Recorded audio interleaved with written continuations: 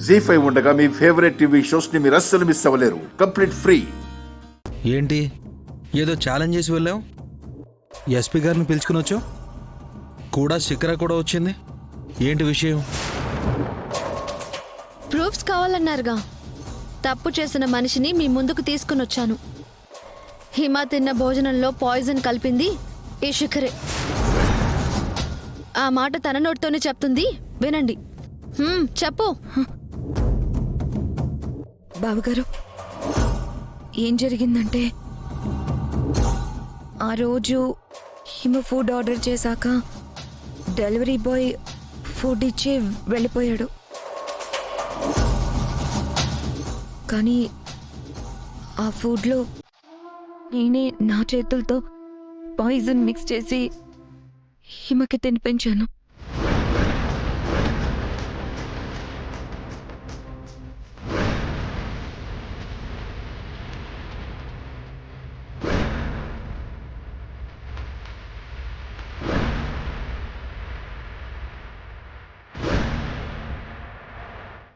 ఈ పాపం నా చేతులతో నేనే చేశాను. హిమ ప్రాణం మీదకి తెచ్చాను. నేను మంచిదాన్ని కాదు, సైకోని, సాడిస్ట్ని.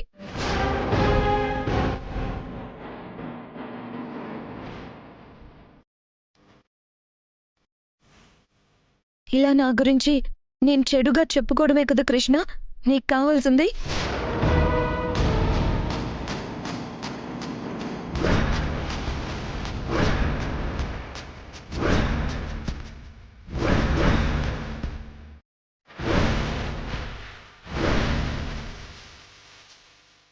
నన్ను క్షమించండి బావగారు. ఇదిగో ఈ కృష్ణే ఈ ఎస్పీ గారితో కలిసి నన్ను టార్గెట్ చేశారు. నా చేత బలవంతంగా హిమ మీద నేనే విషప్రయోగం చేశానని మీ ముందు చెప్పమని చెప్పారు. లేదంటే తప్పుడు కేసులు మోపి నన్ను జైలుకు పంపిస్తానని భయపెట్టారు.